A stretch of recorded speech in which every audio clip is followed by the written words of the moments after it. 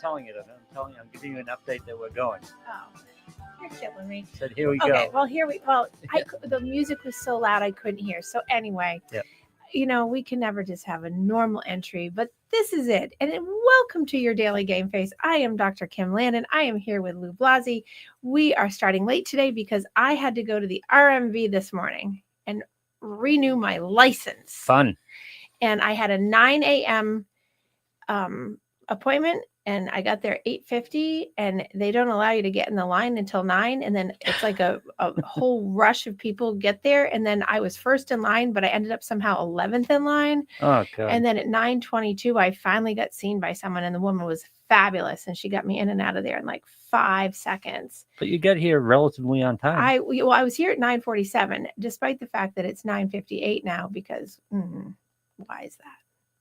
Oh, yeah, because you just walk in the door and sit down and you're ready to go. I was. Yeah. I was ready to go. That's the way it goes? I was. So first of all, I have to just get it out of the way to start and finish the show the same way, because I'm on a crunch time. So for me, it's Boston Marathon time.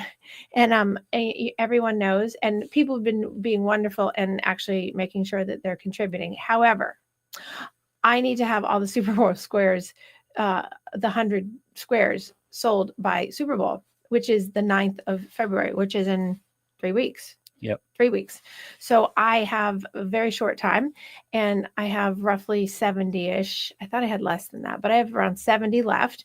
They are $100 a piece. They will have wonderful giveaway cash outs, because all the money goes to charity. But there is like a small little incremental payouts. If you are interested in getting a square, please note that all the money is tax deductible, goes to the New England Patriots Foundation, doesn't go to me, helps 26 New England charities that apply every year, 400 whittle down to 26, and they go to amazing charity work for a bunch of different things, and I can't name all of them because every year they're different. They get picked different. So it could be domestic violence, it could be veteran services, it could be suicide prevention, it could be animals in need, it could be people who are rescued in homelessness, people who need educational services. I mean, it could be lots of things, but the inspirational stories that happen every year at the Myra Craft Awards, where we give away the $250,000+, and we do a $250,000 giveaway, is just amazing. And the whole team, my whole team, there's 14, sometimes 15 of us, we raise all that money and it goes directly to that. So I have a $10,000 goal as a minimum. I'm only $3,500 into it, but I always, it's pretty good. I know, but I have to sell my squares. So that would be fabulous if people could jump on and Venmo me the $100 at Kim-Lannon. You can put in your memo because it's for the New England Patriots Foundation. That is not the Venmo. That was at Catio Town. That was for something else. You just put up the Venmo. It's the same Venmo. Yeah, I know. I'm taking it up. Yeah. So Lou will put up my Venmo, but also there you go. And then I also have a fantastic fundraiser coming up on February 2nd, the week before the Super Bowl. It's on a Sunday. I did it that way so that people could have the opportunity to really actually make it. It doesn't interfere. And there's the graphic for it. There's my invitation. You're invited, and all the details are there.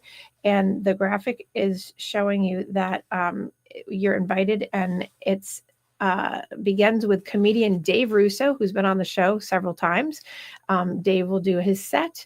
He will do a funny set. Hopefully everyone will enjoy him because I think he's hysterical. As you know, I love his impressions.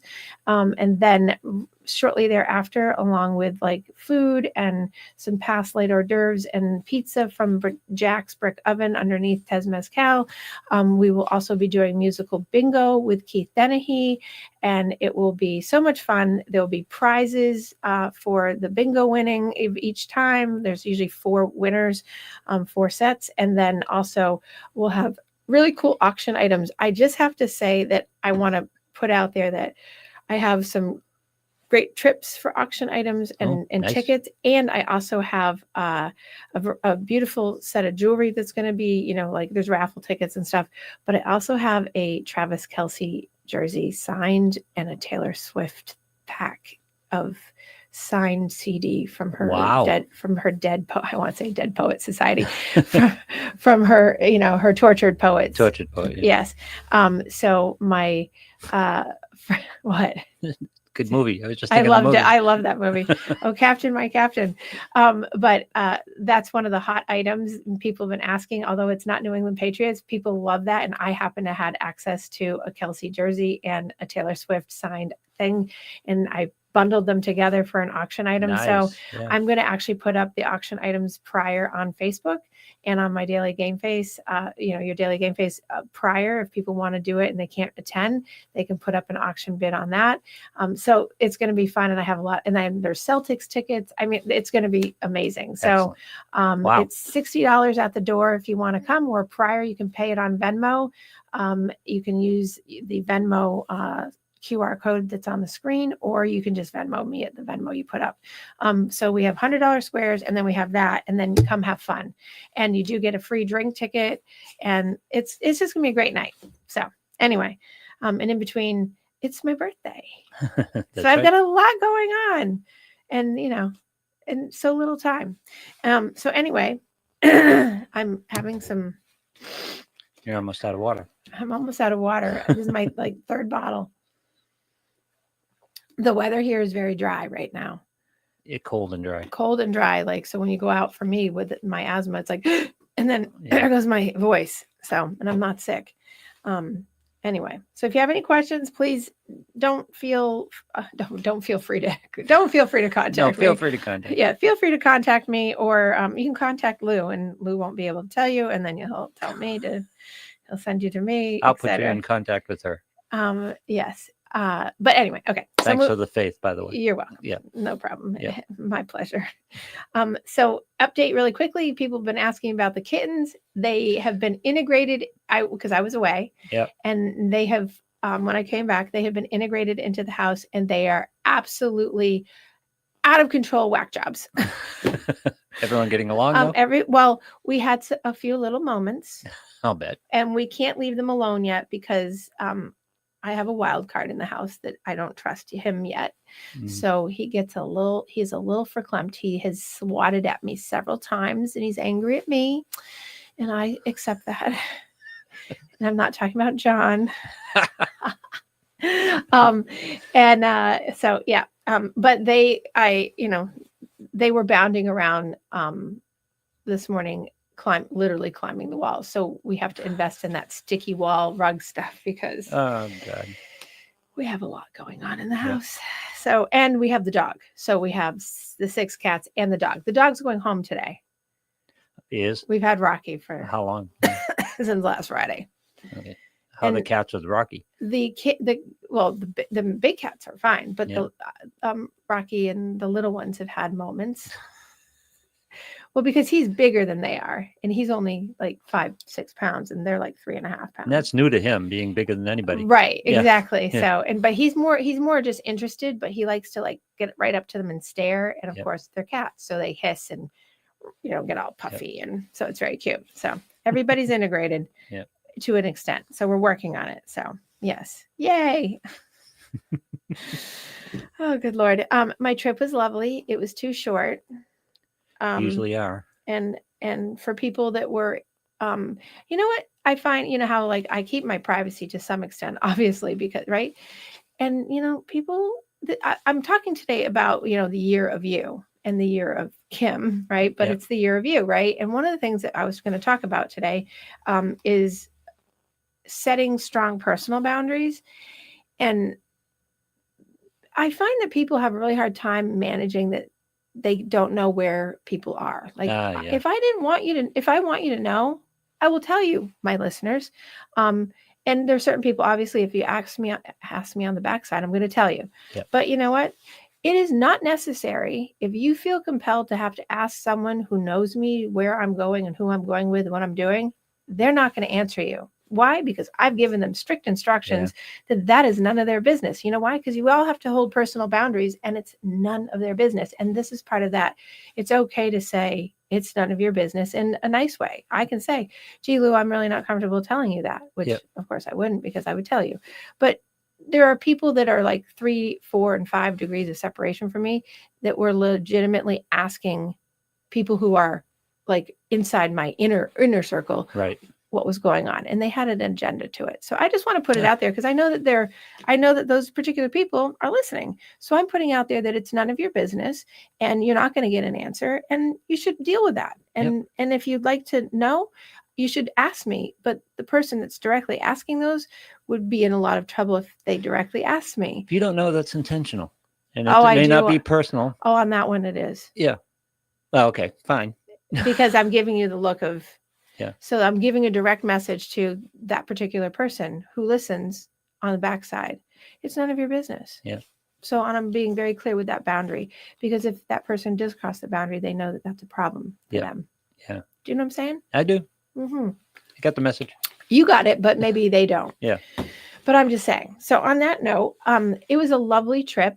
I do have to say, which I will say, that it started in Miami. Miami was 50 degrees. Yeah. And it was windy, and it was 40-mile-an-hour winds. And at one point I was running, and I did a video for, the marathon, because I did like a 10-mile run one day, and the wind was so hard. I was like rolling out the side of my mouth. It was like blowing me. I was like going right off the side of the world. But it was pretty funny. There were places with snow this week. I saw I pictures know. of places with snow that I never would have thought there would ever be snow in. My friend Paula, who listens, right? Mhm. Paula Landrigan down in Florida, right? Yep. They in Pensacola area, right? Jacksonville. They had 5 inches. And they had more In than we have. Jacksonville? Yeah. They have more than we do. And I said that to I her saw this the morning. Panhandle had I was snow. like, you have more and, than me. Wow. You know? Yeah. Crazy. Yeah. Anyway, I know. And good for them. I know. We did get a little snow. Welcome to the party. I know. The party. Yeah. With no the party. Yeah. So anyway, so now that I've started that. So in the year of you, there's a theme of how to really set strong personal boundaries. Mm-hmm. And people are afraid of doing that. Now I'm hot. See, I went through that whole thing, and now I'm like, okay, now I'm hot. I turned the heat up before you came in. Thank you. Yeah. I know usually it doesn't do anything though. Usually I'm still freezing. I know. Yeah. But I think it's because I was talking about that, and I'm very Worked up. I was worked up about the fact that do not ask me my private information if, first of all, you're not a personal to me, and it's none of your business. Yep. Hi, Leanne. Oh yes. Well, it was -18 at Wildcat Sanctuary on Sunday. Oh my God. It was -2 here yesterday, but it was not -18. Yes, the cats. -18, like real temperature or wind chill? No, I think it was real. Oh my God. Leanne would have to confirm, because I did follow some of that because I was watching for the cats, because all the cats have heated enclosures inside. So no, they were all cuddled. There was all the I'd go cuddle with them. all the mountain lions, the pumas, Yeah. right? They were like 4 of them puddled like on top of each other in their heated dens inside. It was pretty cute. Yeah. But yeah. I can't even imagine. But some cats, obviously, some of the tigers, they love that. But, yeah. But most cats don't like that. The Aussie goes out at 10 degrees. He goes out in the snow and just lays down in it. And it's like, what are we doing? Your dog? Yeah. Oh, because the type of dog you have. Yeah, I know. Right. They'd love that. But still, it's just like, it's damn cold. Well, yeah, but that type of dog loves that. Yeah. It's like when big huskies and malamutes and stuff like that are out and they're sitting there, and people call like the ASPCA on the people, and the ASPCA always goes, well, they like to lay in the snow. Well, we're in all those Aussie groups, and you get the memes of people trying to get their Aussies in from the snow, and the Aussie's like, no. Right, exactly. But people are like, oh, it's abuse. It's like the dog is like, I'm so happy in this, because they're sweating to death and they want to be in it. So, okay. So here we go. And welcome, Leanne, for joining me today. I'm so glad to be back. The Bobcats were out. Well, of course the Bobcats are out, because that's their deal. Yeah. They live in this climate, right? They live in So unless they're Florida. Not -18. Florida Bobcats are not. No, but if you have Bobcats, they're from the north. Yes, northern Bobcats. Okay, so let's talk about personal boundaries and talking about how to shape that into your year-long. Good morning, Mary. Mary's in Florida too. I wonder if Mary got snow. Sorry, Mary. I don't know if she got snow or not, but who knows? I know it's colder down there because I was just there and it was cold. But I can say below Cuba was not cold. That's what I will say. When I got below Cuba, It was not cold. Yep. It was 90. Nice. Yes. The phrase I haven't heard before. When I got below Cuba. I had to get below Cuba. I had to get around the corner. It was lovely. Okay. So let's go through some of the signs of having strong personal boundaries. I did start with, she said she's south of Tampa. No snow. Yeah, she's pretty south. Yeah. Right. People have a hard time with the boundary thing because, one, we're very socialized, and two, if you set a boundary, it has a very specific meaning to some people of how to do that, what it means, and that you're hurting people's feelings by doing it. First of all, boundaries have to do with your own self first. You're setting a personal intention of a boundary for yourself of what you allow, what you'll tolerate, what you will be accepting of for yourself, either of your own behavior and or outsiders, right? Yep. Either personal people to you or strangers.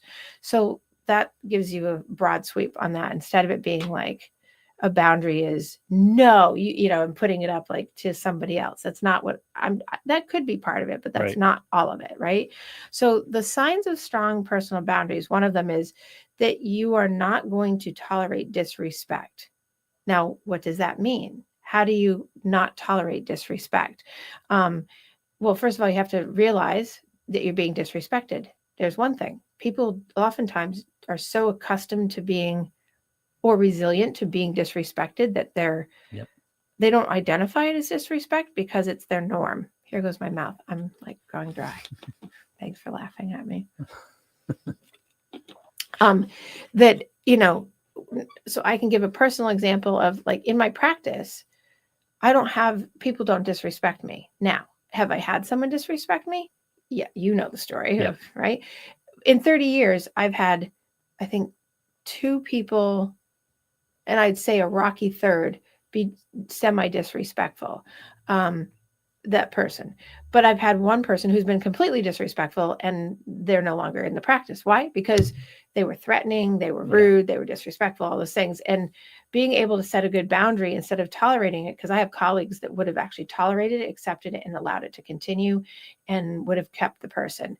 There's a point where you have to realize that you're a human being, no matter what your profession is, and whether you're working in IT, whether you're working in psychology, whether you're a medical doctor, whether you're a garbage collector, whatever, there's a level of professional boundary tolerance. And so you have to be able to know how much you personally will allow in your own personal, professional life to be able to tolerate that. And what are you looking at? I'm trying to get you some water. Oh, how are you doing that? I'm texting Stephanie. Oh, that's so nice. Have somebody bring some up. Oh, you're so nice. Thank you so much. Wow. That's like one of the nicest things you've done for me ever. Okay. Thanks. That was a backhanded compliment if I ever heard one. So you know what I'm saying, right? So it's about like really setting that intention. So this is about setting very specific. I'm going to talk about like 7 intentions of how to set boundaries. And that's my first one, is that you no longer tolerate disrespect. So that doesn't mean you have to blast someone out of the water, and right? It means that you have to set the intention for yourself that you will not allow something disrespectful to be said. And if it does, what are you going to do about it? Are you walking away? Are you noting it? Are you making a comment and then turning it off? Like there's ways to adjust that, right? And there's so many variations of disrespect. It can be verbal. It can be emotional. It can be covert. It can be overt. It can be, subtle. It can be controlling. It can be relational. It can be professional. Like, so you have to be able to be highly manipulative. That's like a byproduct of it, right? So but I mean, it may not be direct, so that other people are seeing it, but you know it. Right. Well, and that's the covert nature of it. A lot of times when you're being disrespected, oftentimes it's coming from a narcissistic jump from somebody else. There's a narcissistic piece, not maybe a full-blown one, but there's as you called it, a manipulation. I call a manipulation as a coping strategy for the other person, right? It's a gaslight. There's so much gaslighting that goes on in people. It's like how to get you to do what they want, and they use tactics to get it that way. And that's actually disrespectful. So you have to be able to have self-awareness. Going back to what I said at the beginning, self-awareness of what is the disrespect. Do you see what it is? And then set the intention of what you are no longer going to tolerate and how you're going to deal with it. Big deal, right? Yep. So that comes in line with the second thing, is that you speak your truth without fear. Oh, and that's a hard one. Yeah. Because people have such a hard time speaking authentically from the heart without fear of retribution, retaliation, being judged, feeling like they've hurt someone's feelings, feeling guilty, feeling ashamed. Those are the things that we're socialized into as we grow up, even in this trending culture that's still going on, that happens a lot. That, I mean, I see young kids that still feel that way, right up through like my 75, 80-year-olds that still have that residual from the era that they grew up in, that you don't speak your truth, Right. because you're not supposed to, because you've been taught that that's too forward, it's too opinionated, it might hurt somebody's feelings. And yeah, you might hurt someone's feelings, but it's also how you deliver a message. And you're also not responsible for someone's feelings if you're speaking truth. Now, I can say that I grew up in a household where over the years, as things went on, I had a particular family member who I won't identify, because, that's part of the book, that they have to die before I write. But I can talk about it in general, who insisted that they could do this behavior that just still to this day can trigger me if I see it in other people, because it's I don't want to give out the gender, because then it gives away. They would say things like, I'm not yelling. Yeah. Therefore, if I'm not yelling, I'm just speaking the truth. It's just facts. I'm like, Yeah. Your delivery's still poor. Just because you're not yelling doesn't make your facts more factual. Yep. Right?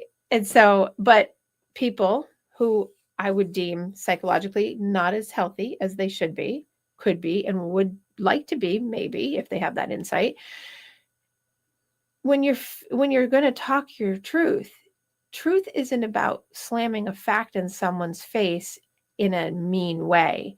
It's about stating, I feel uncomfortable with the way you're treating me. Yeah. That's your truth. I feel uncomfortable in the way that just happened, and I don't like the way it made me think or feel, and I don't want to do that again. Like, it's about your truth, speaking you, not about, you did this that made me feel that way. That is not speaking truth. That's just accusing, attacking, and whatever. Now, that doesn't mean that there's not certain times that part of the boundary would be, the thing you just did created an environment for me that made me super uncomfortable. Yeah. And we have to talk about it. That makes people uncomfortable. But adults should be able to have civil conversations about being able to resolve things out. And resolving means coming to an endpoint where there's some kind of agreement on satisfactory emotional contentment. Does that make sense? Yep. But and people don't do that. You always get the response, you're too sensitive. That's your problem. That's your problem. Throwing it back on you. A lot of the times. Well, and sometimes it is a you problem, not a me problem. Yeah. But I think it's also in the delivery. If you go into something without worrying about the outcome goal, that there's going to be a change, and that you can speak your truth of, like, I don't like what you just did, and it hurt my feelings. And I need to have a conversation about that. And you don't get that. Yeah. Then that becomes you have a problem now, because the person won't engage you to help that resolve out. And I think that happens quite a bit in unhealthy, toxic relationships, where one or both people, usually one person, is so emotionally and psychologically stunted that they have the bandwidth to not be able to go there, even though they might know the information, they might agree with it in their head. They will not. I'm punching I'm very animated about this. Okay. I'm punching the microphone. They will not necessarily engage you because it makes them vulnerable. It makes them show their shame, their guilt, right. their responsibility, thus taking empathy away from the situation, because in order to show responsibility taking, you have to show empathy. And if you do not show empathy, that you understand, and on some level can not only understand where the person's coming from, but also agree on points, that would make a person feel terrible, or make a person feel like backing away from them, or be very resentful or angry or hurt. The boundary needs to come up of like, this person's not going to be a caretaker for you. This person's not going to be there. And then you got to figure out what kind of boundary do you need to set around that, so that you don't get toxified by that. Some people are empathy limited. A lot of people are empathy limited to the point where they don't understand the concept of approach. Right. Because a lot of times that's such an important point. They're saying something that's true. You don't necessarily disagree with them, but they came at you in a way that you can't, that they need to come at you in a way that's going to work for you. Yeah. Oh, I think I hit the stairs. Oh my gosh. Is it Stephanie coming with water? Oh no, it's Kevin. Got a whole bottle for you. Kevin, I love you. Thank you so much. I was getting dry. Thank you. I was told. Thank you. Thank you, thank you. That was so awesome. So a lot of times people can't have conversations because they don't know how to approach the other person, because a lot of people feel that modifying your approach is giving in, and they won't do it. Right. Yes, I have a client that I had multiple conversations with over the weekend, because they were dealing with something, and one of their biggest problems that they have is that they have to win. Yes. They get into the win modality, in the right fight. Yes. And if they don't win or be told that they're right, they cannot, it's like they cannot function to move forward at all. And what an epidemic of people who would rather be right than be right. You know what I mean? Yeah. They'd rather be right. It's a double entendre of the word. Yeah. Right versus just being okay. Yeah. Right. If they have the choice between correct and being considered right. Right, left. Yeah. No, it's a big thing. A lot of people have that issue now, especially on social media, which has screwed up all kinds of social interaction, especially the stuff you're talking about now, boundaries. It's eliminated boundaries. Well, right. And I think if we go back to like relational stuff, and even social media is relational, but it's about what are you getting out of the right fight? Like, everybody's going to have their side. Everyone's going to have their opinion. Everybody's going to have a feeling.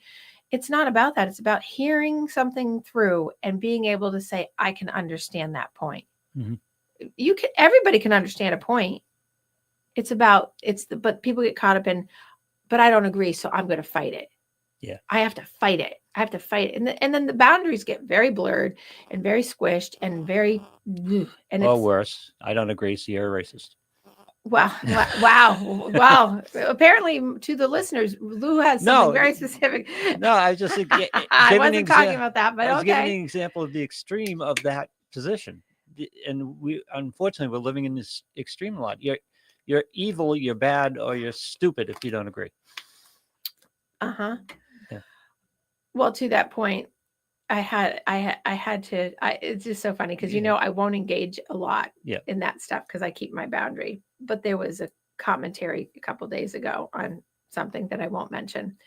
But the commentaries that were happening were always fun. They were good commentaries. Yeah. They were not boundary crosses. They were appropriate commentaries to someone who was clearly like say 500 people literally were responding, and the 500 people were sort of in the same boat, but this one person was just brutal, right? And they were in a spot. And so I tried to be a voice of reason. Look at, if you could see me. Yeah.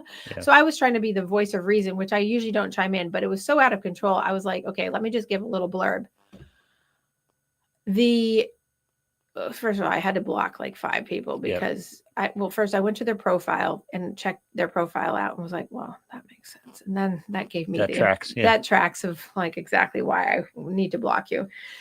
But nonetheless, my voice of reason commentary was try to just settle it down in hopes that, which they just were all on a roll. But instead of it coming like in a conversational, like just, oh, I can appreciate that, or, whatever. And I wasn't the only one saying like the same kind of voice of reason.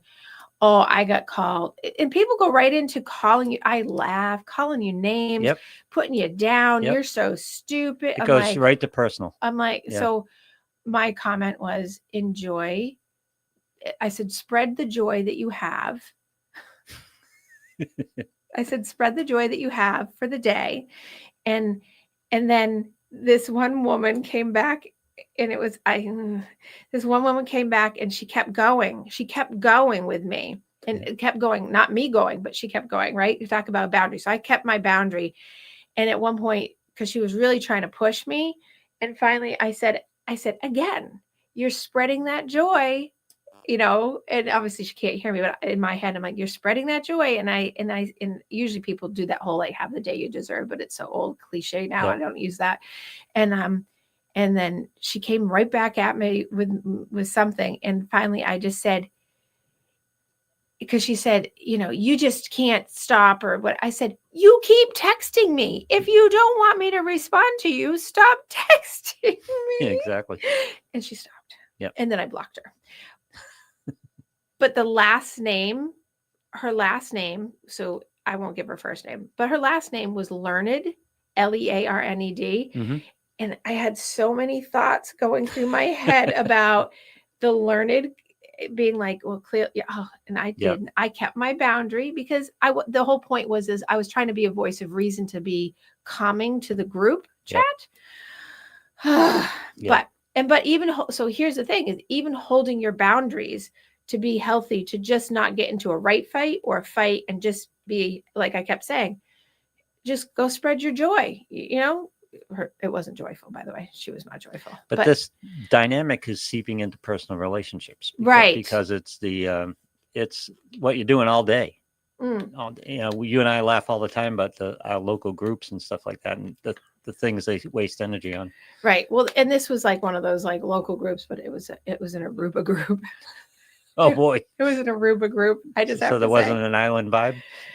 Well, it was supposed to be an island vibe, but people took it and just ran with it in a totally different way. And it was based on a meme that the Aruba people put up it was Aruba driven. And it was, oh my God, it was very funny. It's very entertaining. I keep watching it because I've jumped out because my boundary, I'm not going to let it take my personal energy, but I'm just laughing because the amount of energy is being expended. And now I'm just entertained by it because I'm like, oh, now you all are pulled into it. But this is what you're crazy. This is what you're facing when you're trying to speak your truth. Well, this is right. You get ridiculed if it doesn't jive with everybody else's truth. Or even one person's truth, right? Or one person is trying to get everybody else on the bandwagon of their truth. But you never get, I see what you're saying, but you get, you're a jerk.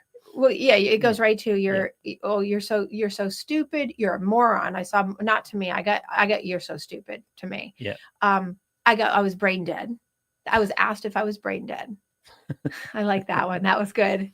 I didn't respond because that's laughable. Like, am I brain dead? The fact that you took something that was like a nice thing of saying, like, I think everyone just needs to relax. Are you brain dead? No, but clearly you might be. Yep. But I didn't say it. But that's so so speaking your truth, like if you're doing it in a healthy delivery, people still cannot take it. It's just like they get so uncomfortable with anything that challenges their ego. Anything that challenges their ego and their belief of the hurts and the sadnesses that they have that drive their anger. Yep. Then you become their target because you're speaking truth, and God forbid. So how many people are their anger is their ego now? Well, and anger is their truth. Yeah, exactly. And that's the thing is when you're coming up against someone whose truth is anger, but the truth that you're trying to give is just authentic, realistic, rational, and reasonable. It's very difficult. Very difficult. So next thing, strong personal boundaries. Others know not to cross certain lines with you. If you are doing those first two things, like you're not tolerating disrespect and you speak your truth, then usually people will know where your line is and where they're not going to be able to cross. Yep. Right? Yeah. People that are not familiar enough with you, like social media, they will cross because they're hiding, right? But if you have people in your life, whether it's in business or in personal or in family or anything like that, people, if you're doing good, healthy boundaries, they do one of three things. And I teach this in my class all the time, which I start tomorrow. People will grow with you and respect those boundaries, and they will know where the lines are. they will stay the same and they will challenge from time to time and that kind of, right? Yeah. The first one I just mentioned happens very rarely, but does happen. The second one is more often than not very common, that stays the same. But the biggest one that happens is when you start setting your own personal boundaries and you really stand your ground and you stay true to yourself and your authenticity. People will cross your boundaries. They will regress. They will try to pull you harder. They will fight you harder. They will sabotage you. They Yep. will try harder and harder because they don't want you to be, they want the chaos. People strive for the chaos. It's a crab in the bucket. They Crabs in the want, bucket. they Yeah. want, so it goes back to childhood. If you grew up in a chaotic home, and Mhm. you grew up in a fighting home, Yep. and you grew up in a house that was, I liken this to like alcoholic homes. You grow up in chaos. You grow up in codependency. You grow up in that space where people are like that. Your relationship style later in life is to create that, to find a way to create it, because what it does is it puts up a wall and a boundary to push other people away. And when you are a person who with good boundaries, on the other side of a person like that, it is a really big, combative relationship, or it can be, especially if the person on the other side doesn't have good awareness, doesn't want to have good awareness, doesn't do the work, and just is so happy because that keeps them in their, they're not really happy, but it keeps them Yeah. in their homeostasis. But it doesn't keep you, who is trying to conserve your mental energy, it does not keep you in a homeostasis because it's constantly taking you or pulling you into that realm of, Right. of unhealthy patterns, and you don't want that. So really having the hopefulness that others know where not to cross the line. But again, when you have family, when you live with people, or you have people you are close to that really don't have good boundaries themselves and had their boundaries crossed, alcohol, I go to addict homes, right? If you grew up in an addict home, you have boundaries crossed on you all the time. And then you get with a person who doesn't have that, you will push hard to have the chaos created so that you can destroy the relationship. Essentially, that's what happens. So this comes back to, I think, what we talked about in the last episode about training people how to treat you, right? And it's about, for me, how I deal with that is I conserve my mental energy. It's like, you don't get me. You've just, Well, right. And but here's I'm the done. thing. Here's the thing is, but if you keep giving that mental energy when they're trying to pull it out of you through conflict, you're just rewarding them, and they just keep doing it. It's, well, right. And that's the thing is if you're fighting harder, if you're fighting harder and you end up joining in and engaging in the crazy, so to speak, your mental energy is just getting zapped, and so is theirs, but that's keeping them in homeostasis while it's taking you out of yours. Right? So you see what, yeah, right? absolutely. Because people who thrive in the shit and the boundary crossing and the lack of respect, like all those things in the opposite side, this is like this is like Disney World for them, because that's what keeps them going, and it feeds their anger, because then they can convince themselves and try to convince you, if you were not strong, right, in your boundaries, that you're wrong, they're right, you're crazy, they're not, you're oversensitive, you need to let it go. Yep. Shit happens. Too bad.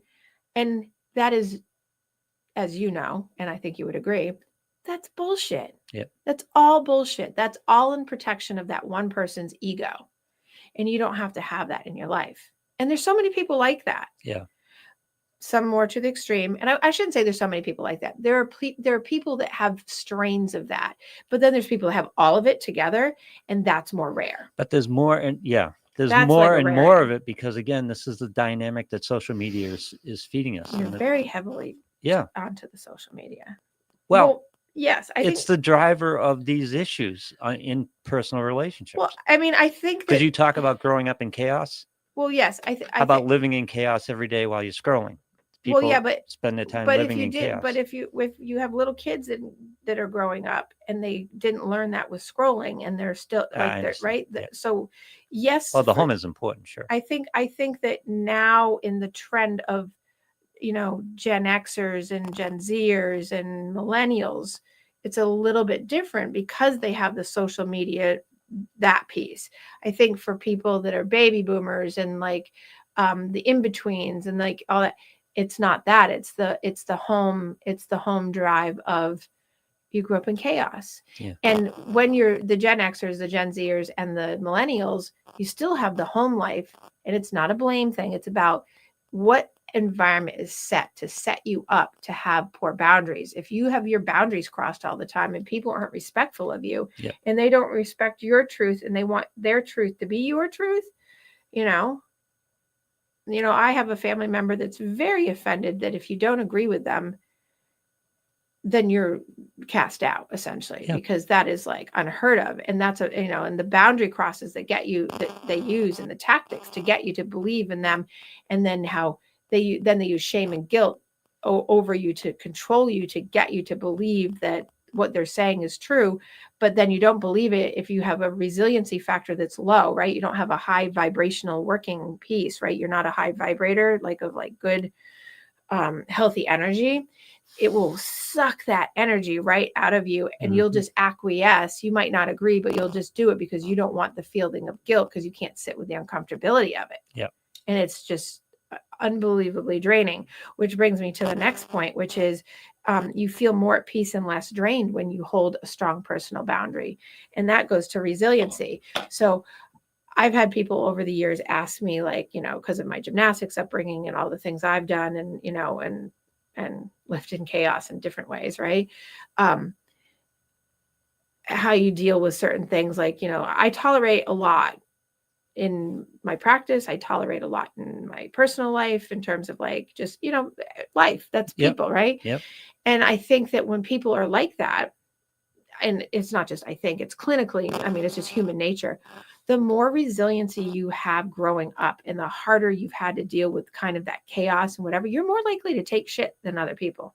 Yeah. You'll tolerate it longer. And people will often say, well, why is that person staying in that abused relationship? There's a variety of reasons why people will stay in abusive, toxic relationships. Sometimes it's money, sometimes it's control, sometimes it's really over the top stuff, right? But by and large, there's a lot of toxic relationships out there, and people will stay because they have been trained to take shit for so long that the capacity that they can hold for someone else to be crazy and abusive and unhealthy with them is huge. You build emotional calluses. Yeah. And so I think that when we're talking about boundaries, when you finally go, it's the year of you, because you aren't going to tolerate that anymore. The narcissism, the toxicity, these are all big things that have come up in the pandemic really pulled, I think, a lot of this out. Yep. And so this is why I talk about it more and more, and I'm being much more specific about it, is because I think that because people sat with each other so long, I think that their characterological personality disordered kind of features really got highlighted, and people are much more in tune with that now and doing their unhealthy behavior. And if you have a pairing match with a person who has a healthy behavior, it becomes oil and water. It's very difficult.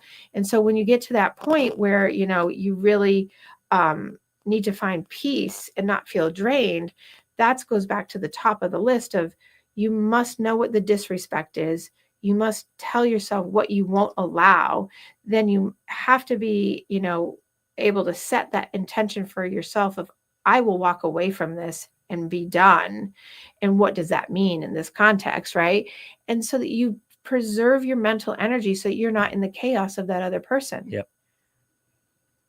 It's such an important follow through of steps in this, of how to really set those personal boundaries. I have one client, we talk about this on a weekly, about really setting her personal boundaries with a parent that she has. Yep. I actually do that with several people, but this one particular one, because some weeks she'll be like, I'm doing so well with it. And then some weeks she's like, I'm so disappointed because I really, I got pulled in by my mom, or I got pulled in by my dad, because they said this. And then I went right back to my little kid stuff. And I was right back to that feeling of, they're judging me. I don't want to upset them and make them feel that it's just separate, give yourself the boundary. You're your own person. You're an adult. You're not the little child anymore. You don't, I always say to this one person, is take the little person, by name, and look at her and say, we are not that child anymore. We don't have to tolerate this. You do not have to do this anymore. Yep. And you can, and the person who's the boundary crosser, who has the narcissism, who's overly chaotic, they can learn to do that too. But that's always the question. Can they learn that? Yes, but they have to want to. People that are in the side I'm talking about strong personal boundaries, they are already there. The narcissist, the toxicity person, the unhealthy person, the codependent person, the one that is very reliant on others for their cup being full, that person, unless they really, really want to have a difference and they change and they want to change, that won't be there for them, because they just don't value that, because they value the devil that they know, which is the dance of chaos. The chaos drives them, and that's not boundaries. That's, But the payoff is your energy. If you cut off the energy, see how they react to it. Right. So it's interesting because you see so many different reactions, right? Because, sometimes I say to people, go ahead and, why don't you just do you, right? And let them do them, say in a marriage. I've had couples where I've had one couple where that actually made him happier, because he didn't have to actually step up and be present. He gave him exactly what he wanted. So and then that just is an abandonment of the marriage, like you do you, he does him, you guys go your separate ways, but you still live in the house. And then and it's superficial. That's the same kind of over time, it just builds more resentment. Right. And that's what I've seen happen. It's just, it becomes, you're not getting anything out of it, because the person who is in the other side is like, oh, this is great. I don't have to do anything. I just have to be me. Right. And that's my excuse. I can just be me. Well, right. And it's not relational. So it's anti-relationship. Like that to me is the suggestion of, you guys need to separate. Like you can't, or make an arrangement that you're going to be in different lives, because this is just not going to work. Right. Okay. The next piece, my clock is down, so I don't know if the one behind us is. My clock is down, and so I don't know what your clock is saying. We're at 43. Oh, good. We're good. So okay, so to the point of what I was just saying, I'm trying to keep it in order. Toxic individuals distance themselves from you, and that doesn't mean that they just keep themselves away. They will use strategies, tactics, tools, coping strategies to create a wall between you. If you are a connector, like you, Lou, are a connector, you like to be connected, I like to be connected, we're not going to put up a wall. We're not going to say, we're not going to do the toxic things to do that, right? I mean, we may on time to time, but that's not our general rule of thumb.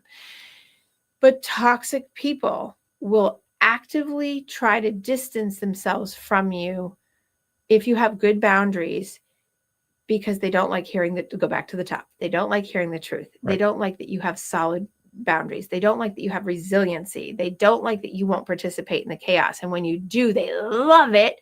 They get their cup full, and then that actually gives them more distance, because then they blame you. That's the Darvo. They deny that they're doing it. They attack you. It reverses the victimized thing. And now you become the offender, because now that, that toxic individual has distanced you and tried to make you believe you're the toxic one. Yeah, don't forget the flying monkeys. Yes, say more about that. Because one of the tools they'll use to do that is to turn people against you, convince the other people of their truth, which ends up being a problem for you, and you have to deal with that. Yes. If you need to deal with it. If that is, yes. When I think of flying monkeys, I think of, in this case, I think of like, there's a lot of people have resiliency. People who are still in contact with you can continue that fight even though they've distanced themselves. Right.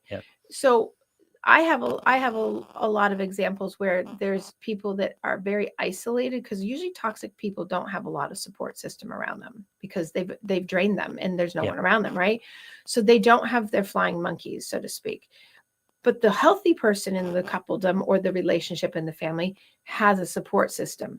And I call them the flying monkeys of health. That they're actually, they'll rally around to protect the person who's getting attacked by the toxic person.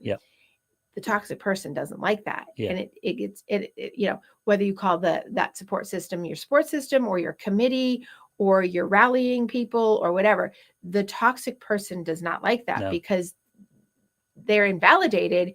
And what they will do is they will put down the person for having that. Yep. Like, oh, you have to have your committee, or, oh, you have to have your flying monkeys, and you have to have your, yeah.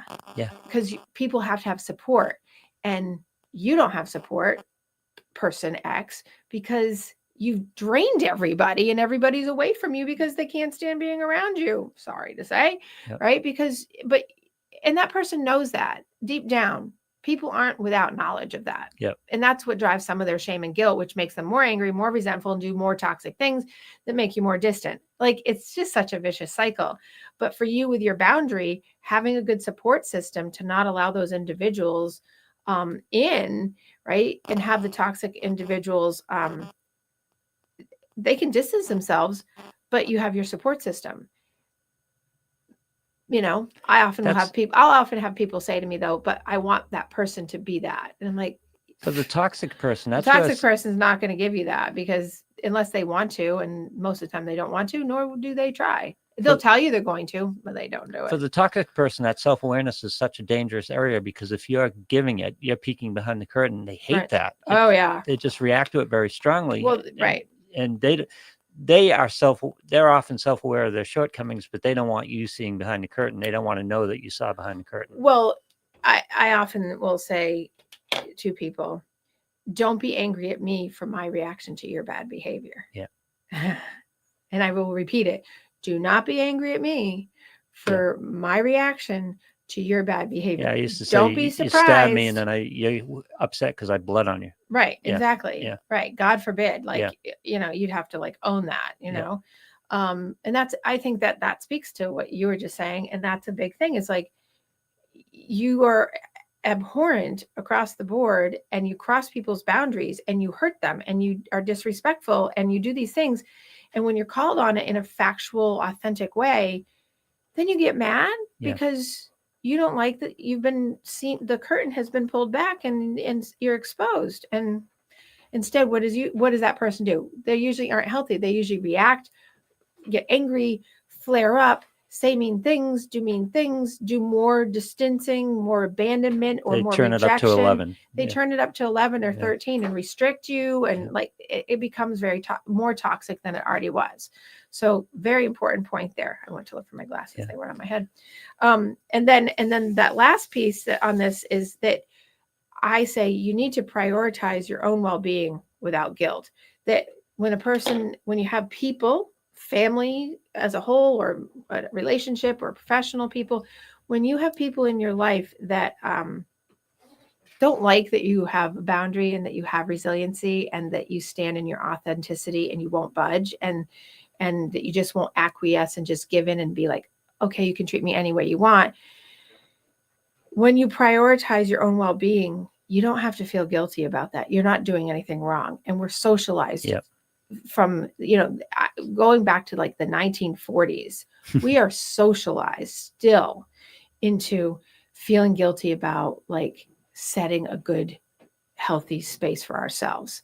And that's the thing I was saying last week about, you got to find your inner peace, take care of your inner peace. You've got to do that, and not feel guilty about it, because that's the year of you. Yep. This is the year of you. And in order to do the year of you, you've got to prioritize your well-being. And if someone's doing that to you, bye, Felicia. Who's Felicia? It's from some movie, right? I don't want to. I don't mean this sexist, because women. Here it comes. You always have to preface. I know I have to, because I'm a guy. So the male perspective is, a lot of times we're just taking care of people so much we don't take care of ourselves, and you can't be effective that way. You got to take care of yourself. Right. It's not selfish to take care of yourself. It's, right. It helps you be more effective on what you want to do. Right, and you also have to have good self-awareness of how you impact people. On and both I know sides. Women have that challenge too. Oh yeah, often. absolutely. I was going to say it's both sides. Yeah. And I think that you have to have good self-awareness of being honest with yourself. And here's a sexist thing, right? That you'd say. I find that it's harder a lot of times I see in 30 years, I find that more men have a harder time being honest with themselves over things than women. Oh, absolutely. Women are much more able to be in tune. Men are much more afraid of that. fear the looking behind the curtain, the Men are trying to play the role, and right. and they don't like to admit that they're not necessarily living up to the role as much as they'd like to. Right. They're not Yeah. living up to the expectation of being who they're supposed to be, Right. and who they have purported themselves to be, which could go either way. But I just find that in my practice, anecdotally, that more men have that going on than females. Females are much more likely to stand up for that and be like more authentic in that. Just anecdotally, so no one freak out about what I'm saying. I would term it as men are probably as aware, but they don't show it. They don't let it show. Well, yeah, very much. and what ends up happening is it's in that respect, it's in that showing respect for taking responsibility. Oftentimes, and you see this in patterns of people fights, they get Yeah. into fights in couples. What's responsibility taking? It's not saying you're sorry. Responsibility taking is saying you're sorry, talking about it, talking about what's going to go next in the future for what's coming and how to correct it, and showing it, and then having action because you don't repeat the behavior. The best apology is change behavior. Right. The Yeah. best apology is change behavior. And it's not just change behavior and no talking about it. You have to be able to talk about it so that everybody gets some kind of knowledge base that everyone's on the same page. I don't want to talk about it. People want I was wrong. I'll just fix it. Right. And Yeah. the whole, I don't want to talk about it. You should accept my apology and just move forward. Shit happens, right? Yeah. No, Yeah. that is not how this works, because what ends up doing, that ends up building more resentment in the other person, because it suppresses the other person, or it oppresses them from being able to have the experience of being able to talk it through so that you feel like you have some understanding. Big mistake. But that's on the other person's side, being able to hold the boundary of, you don't want to talk to me about it, then I'm not going to move forward with you. Yeah. That's your boundary. It's like, I can't move forward with that. And because the likelihood in those cases, when someone says, I've said I'm sorry, I'll be better. They don't know how. They don't know the how. Because if they can't, you ask them, how do you do that? Yep. They can't answer that. Right. Why? You haven't had the conversation. Because you haven't had the conversation. Yeah. And if you're refusing the conversation, you can't get to the how.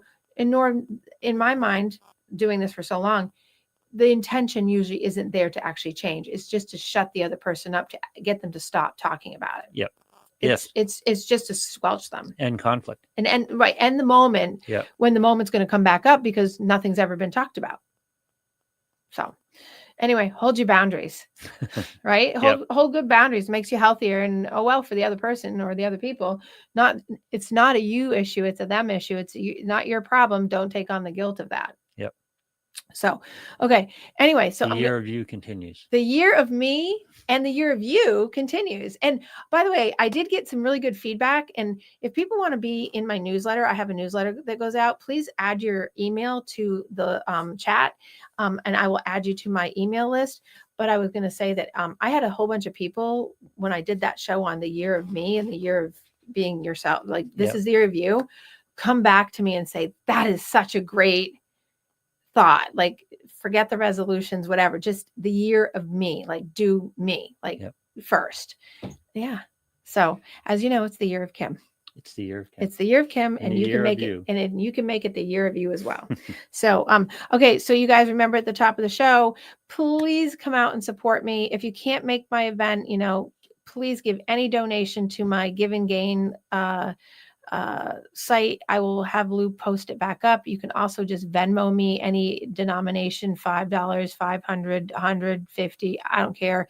Just anything you want. Just help me out, because you're helping out some amazing charities, and doing my love's work for all the charities between Wildcats and people all over the country and then running. So you can find all this information on the Facebook page as well. You can find it all on that Facebook page that you're looking at right now for your Daily Game Face. You can also find it on mine. You can also on my personal one, that's my business. You can also find it on my TikTok. You can also find it on my Instagram. It's all up and loaded up. So or you can directly contact me and just say, hey, I want a square, or hey, I want to come to your thing. So the more, the merrier. That's right. All right. So I will see you all next week. Have a wonderful week.